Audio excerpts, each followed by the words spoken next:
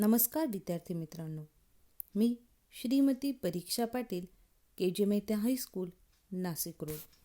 आज आपण इयत्ता 5वी पाठ क्रमांक 20 माझं शाळेचं नक्की झालं हा अभ्यासणार आहोत. या पाठाच्या लेखिका आहेत विमल मोरे. सुरुवातीला आपण पाठाचा परिचय बघूया. बघा, लेखिकेला तिच्या मोठ्या भावाने फार जिद्दीने शाळेत कसे घातले याची उद्बोधक हकीकत या पाठामध्ये लेखिकेने सांगितलेली आहे.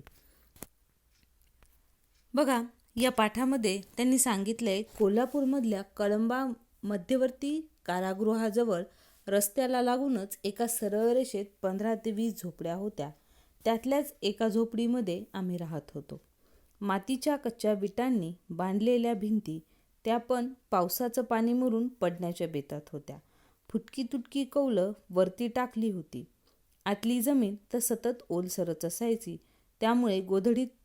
त्यामुळे नेहमीच झोपडीमध्ये कुबट वास येत असे. उठून उभं राहिलं तर वरची कौलं डोक्याला धाडकन लागायची. माणसांना साधं उभं राहून कसलंच काम देखील करता येत नव्हतं. झोपडीत एका बाजूला 4 ते 5 फाटक्या वाकड्या पडलेल्या होत्या, म्हणजे गोधड्या. त्याच वाकळा आम्ही अंथरायला आणि पांघरायलाही घेत असू. 7-8 जर्मनची ताटं, चिंध्यांची फाटक्या, कपड्यांची 2-3 गाठोडी आणि पाण्यासाठी 2 जर्मनची पातेली, एक पत्र्याची घागर आणि अशोकदादाला नुकतीच मिळालेली पोलीस खात्याची काळी पत्र्याची पेटी, एवढाच आमच्या घरातला एकूण संसार.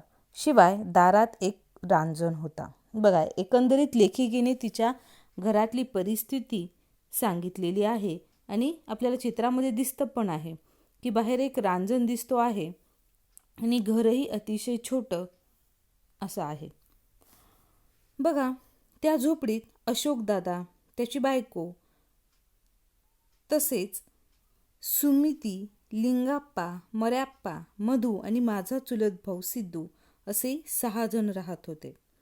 तशातच 3-4 दिवसापासून माझे वडील, आई, मी आणि माझी बहीण मंगल असे आम्ही आणखीन 4 जण तिथेच आलो होतो. बघा, सर्वांना झोपायला सुद्धा जागा या ठिकाणी पुरत नव्हती. तसेच उद्या आम्हाला पुन्हा बोरगावला पालांवर जायचं होतं. लेखिका सांगते की लहानपणी माझं जे घर होतं त्या घरामध्ये माणसं खूप होती, पण घर अतिशय छोटं होतं आणि दुसऱ्या दिवशी म्हणजे उद्या त्यांना बोरगावला पालांवर जायचं होतं. आई आणि बाबा जायची तयारी करत होते.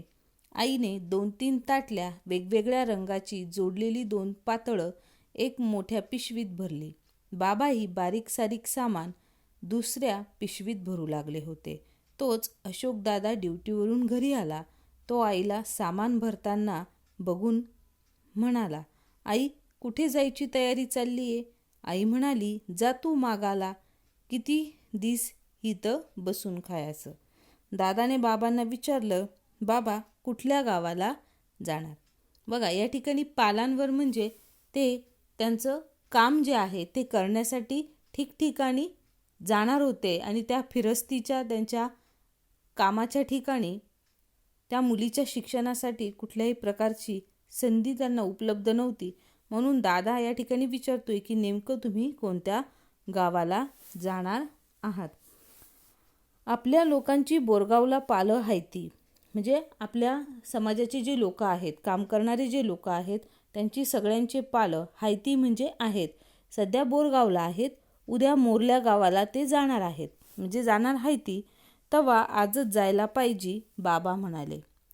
थोडी ही ग्रामीण भाषा आहे आणि यामध्ये त्यांनी सांगितलेलं आहे की बोरगावला जी पालं आहेत ती पालं उद्या पुढच्या गावाला, मोरल्या म्हणजे पुढच्या गावाला जाणार आहेत, तेव्हा आजच जायला पाहिजे असं बाबा म्हणाले. त्यावेळेला आई म्हणाली, इमे बघत काय उभी आहेस? तुझी कापडं आणि इकडं, उशीर होतूया निघायला. म्हणजे तुझे कापडे इकडे घेऊन ये, म्हणजे कपडे घेऊन ये, आपल्याला निघायला उशीर होतोय. आईचं बोलणं ऐकून दादा म्हणाला, आई, इमीला घेऊन जाऊ नको, मी तिला शाळेत घालणार आहे. या ठिकाणी दादा म्हणतो आहे की त्याला स्वतःला शिक्षणाचं महत्त्व पटलेलं आहे, की मी जर शिक्षण घेतलेलं आहे तर मी पोलीस खात्यामध्ये लागलेलो आहे, जेणेकरून बहिणीला जर शिक्षण दिलं तर ती देखील कुठेतरी नोकरी करू शकेल. या हेतूने तो सांगतो आहे आईला की तू तिला नेऊ नकोस, मी तिला शाळेमध्ये ॲडमिशन घेऊन देणार आहे, तिला मी शाळेत घालणार आहे. शाळेत म्हटल्याबरोबर बाबांचं डोकं भडकलं. शाळेत मुलीला टाकायचं म्हटल्यावर बाबांना राग आला आणि ते रागानेच दादाला म्हणाले, तुझं डोसकं बिस्कं फिरलंय काय? म्हणजे पुरीला शाळेत घालतो म्हणतोस, लय शिकलास म्हणजे शेणा झालास होय. या ठिकाणी ते म्हणतायत, रागात बोलतायत आणि ते सांगतायत की तुझं डोकं बिकं ठिकाणावर आहे की नाही, की तू जास्त शिकला म्हणजे मुलीला शाळेत शिकवून आणि तूही जास्त शहाणा झालायस का शाळा शिकून, की मुलीला शाळेत टाकणार आहेस, पुरीला म्हणजे मुलीला. दादा शांत आवाजात म्हणाला, बाबा तुम्ही उगीच चिडता, त्यात एवढं चिडण्यासारखं काय आहे? बघा, या ठिकाणी तो शांतपणे सांगतोय की यात चिडण्यासारखं काही नाही आहे. चांगली शिकली तर कुठंतरी नोकरी करील, आजकाल शिक्षणावरच सगळं चालतं, असं तो समजून सांगतोय आपल्या वडिलांना. दादाचा शहाणपणा बाबांना पटणार थोडाच. बाबा म्हणाले, शाळा शिकून काय करायचं, घरात खायला आण नाही आणि हिच्या शाळेला पैकं कुठलं आणायचं, त्या परीस लगीनच कुठं ठरतंय का ते बघू. बघा, वडिलांची इच्छा काय आहे की मुलीचं लग्न करून द्यायचं आणि तिला तिच्या घरी पाठवून द्यायचं, शिक्षण कुठल्याही प्रकारचं तिचं करायला नको, कारण तिचं वय आता लग्नाचं झालंय, शिक्षणाचं नाही. बाबा असं म्हणाले, शाळा शिकून काय करायचं आहे, घरात आधीच खायला कमी आहे का, की अजून दुसरीकडे पैसे खर्च करायचे? आधीच खायला अन्न नाही आणि हिला शाळेत कुठे टाकायचं, हिच्या शाळेचा खर्च मी बघतो, असं दादा म्हणाला. तुम्ही काळजी करू नका, आणि लग्न करायला काय ती काय मोठी बाई झाली आहे, आता कुठे ती 6 वर्षाची आहे. तुम्ही तिकडे काय पण करा, मी इमीला शाळेत घालणार आहे, दादा म्हणाला. इतका वेळ गप्प बसलेली आई म्हणाली, तुझा बा असाच आहे, तुझ्या वक्ताला शाळेत घालताना असंच केलं. तुझ्या शाळेसाठी म्या तुझ्या बाचा लय मार खाल्लाय. तुझी आई बरी, ती तुमच्या शाळेसाठी गावात राहिली भाकरी करून घालाया, तेव्हा तुम्ही 6 शाळा शिकला. तुला लिंग्याला आणि जिन्नूला म्हातारीनं सांभाळलं. आम्ही असं भीक मागत फिरत होतो, तुझ्यामुळेच तर मर्या शाळा शिकल्या. ती तुझ्यासारखीच ती पोरं कुठंतरी काम करून खाते आली. तू म्हणतोस तर इमीला ठेव तुझ्याजवळ, शिकली तर शिकल. बघा, आई सांगते की तू शिकला तसं ती पण शिकेल, जर तुला पाहिजे असेल या बाकीच्या मुलांसारखं तिला पण शिकव, म्हणजे ती पण मोठे झाल्यानंतर कुठेतरी थोडंफार नोकरीला लागली तर तिचं भविष्य जे आहे ते उज्ज्वल होईल.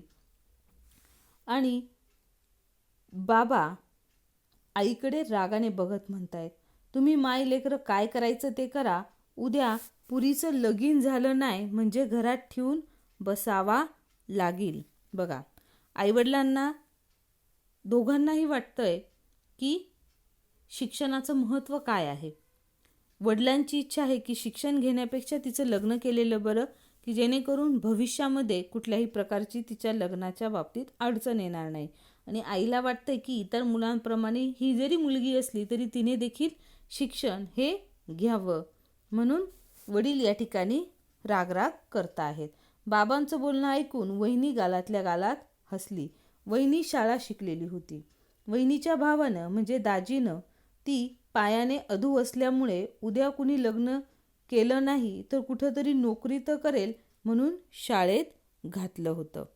बघा, या ठिकाणी वहिनी जी आहे ती देखील शाळा शिकलेली होती आणि पायाने अपंग असल्यामुळे नाही काही तर निदान नोकरी करते म्हटल्यानंतर हिच्याशी सहज कुणी लग्न करेल, त्यामुळे तिला तिच्या भावाने शिकवलेलं होतं. आई बाबा मंगल आणि मधूला घेऊन बोरगावला पालांवर गेले. घरामध्ये हे सगळं वातावरण असल्यामुळे इमीला या ठिकाणी घरी ठेवलेलं आहे आणि घरातली बाकीची जी मंडळी आहेत म्हणजे आईवडील, मंगल आणि मधू एवढ्या सगळ्यांना घेऊन आईवडील बोरगावला पालांवर निघून गेले. आणि मग बघा पुढे काय झालेलं आहे. मला करमत नव्हतं. लेखिका सांगते की मला करमत नव्हतं आणि सारखी आईची आठवण येत होती. पहिल्यांदाच आईला सोडून राहण्याची वेळ माझ्यावर आली होती. आई जाताना म्हणाली होती, माझी सय काढत बसू नको. सय म्हणजे आठवण काढत बसू नको. शाळेत जात जा, वहिनीवर भांडू नको. ध्यान देऊन शाळा शिक म्हणजे झालं.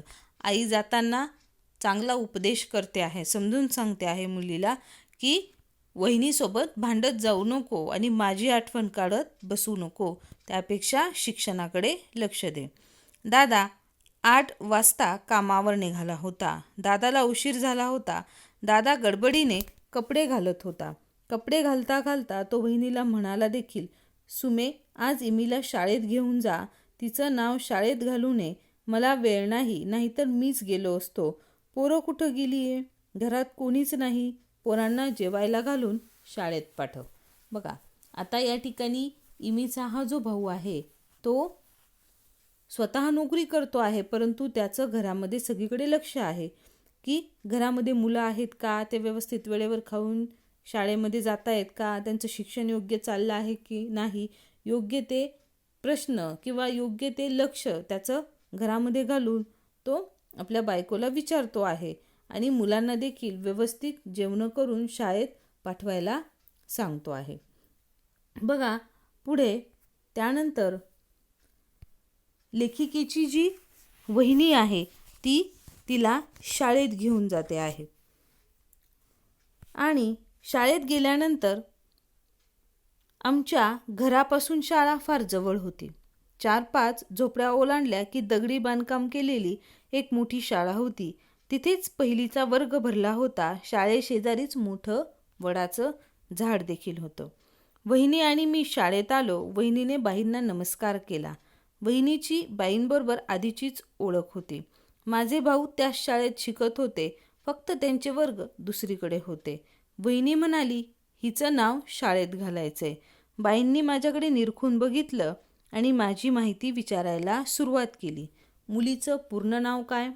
वहिनी म्हणाली, विमल नामदेव भोसले. बाईंनी नोंदवहीत लिहून घेतलं. हिची जन्मतारीख सांगा. जन्मतारीख कोणाला माहिती होती? मी जन्मलेलं वर्ष मात्र वहिनीला माहिती होतं, ते तिने जन्मतारीख म्हणून सांगून टाकली. बाईंनी सर्व माहिती लिहून घेतली आणि त्यानंतर नारळ आणलंय का असं बाईंनी वहिनीला विचारलं. वहिनी बाईंच्या तोंडाकडे बघू लागली. बाई थोडा वेळ थांबून पुन्हा म्हणाल्या, शाळेत नाव घातलं म्हणजे नारळ किंवा ₹1.25 द्यावा लागतो, तुम्हाला माहिती नाही का? वहिनी म्हणाली, मी नारळ नाही आणला, पैसे तर माझ्याजवळ नाहीत, नंतर आणून देईन. वहिनी घरी गेली. मी शाळेत बसले. बाई वर्गात शिकवू लागल्या. थोड्या वेळाने बाईंनी मला जवळ बोलावलं. माझी पाटी घेतली. ग म भ न ही 4 मुळाक्षरं लिहून दिली आणि ती गिरवायला सांगितली. बघा या ठिकाणी विमलचं म्हणजे इमीचं शिक्षण हे सुरू झालेलं आहे आणि मी माझ्या जागेवर येऊन बसले. दुपारी जेवणाच्या सुट्टीत घरी आले. माझे सगळे भाऊही जेवणासाठी घरी आले होते. आम्ही जेवण करतो न करतो तोपर्यंत शाळेची घंटा देखील झाली. बघा पूर्वीच्या काळी खेडेगावामध्ये एकच शाळा होती आणि ती 2 सत्रांमध्ये भरत असे. आता आपण आपल्या शाळेमध्ये गेल्यानंतर एकदा सकाळी गेल्यानंतर संध्याकाळी येतो किंवा सकाळी गेल्यानंतर दुपारपर्यंत येतो. आपल्याला डबा वगैरे आपण शाळेमध्ये घेऊन जातो आणि तिथेच जेवण करतो. पण या ठिकाणी काय आहे की ती जी मुलगी आहे ती मधली सुट्टी झालेली होती आणि दुपारच्या जेवणासाठी ते सगळे घरी आलेले होते. वहिनीने पैशांसाठी 2-3 डबे उघडून बघितले, त्यात काहीच नव्हतं. आमच्या शेजारी पाटलांची मुलगी लता राहत होती. आम्ही तिला लता अक्का म्हणायचो. वहिनी लता अक्काच्या घरी गेली. मी पण तिच्या मागोमाग गेले. वहिनी लता अक्काला म्हणाली, लता अक्का, तुमच्याजवळ ₹1.25 आहे का? इमीच्या शाळेत द्यायचा आहे. मी ते आल्यावर परत करेन. लता अक्काने घरात सगळी शोधाशोध केली आणि माझ्या हातावर ₹1.25 ठेवला. मी तो घेऊन शाळेत गेले आणि माझं शाळेचं नक्की झालं. बघा, या ठिकाणी लेखिकेने सांगितलेलं आहे की शेवटी सगळ्या गोष्टी केल्यानंतरून आई वडिलांचा विरोध होता शिक्षणासाठी, परंतु दादाने योग्य काय आहे, गरजेचं काय आहे, शिक्षण महत्त्वाचं आहे हे समजून सांगितल्यानंतर आणि वहिनीच्या मदतीने या ठिकाणी लेखिका जी आहे ती शाळेमध्ये गेली आणि तिचं शाळेचं नक्की झालं. बघा, आता या पाठामध्ये काही कठीण शब्द आहेत ते आपण बघूया. कारागृह म्हणजे तुरुंग, पाणी मुरणे, पाणी जमिनीत झिरपणे, कुबटवास, कुजलेला वास, वाकळा म्हणजे गोधडी, संसार इथे अर्थ आहे की घरातल्या वस्तू, रांजण मोठे मडके, ताटल्या छोटी ताटे, ड्युटी म्हणजे काम किंवा कर्तव्य, निरखून नीट निरीक्षण करून. या पाठामध्ये काही टिपा आहेत त्या बघूया. कोल्हापूर दक्षिण महाराष्ट्रातील जिल्ह्याचे ठिकाण. मध्यवर्ती कारागृह प्रत्येक जिल्ह्यात असलेला सरकारी तुरुंग. जर्मनची ताटं ॲल्युमिनियमचा धातूची ताटं. पालं भटक्या विमुक्त जमातीची मोकळ्या माळरानावरील वस्ती किंवा तंबू. धन्यवाद.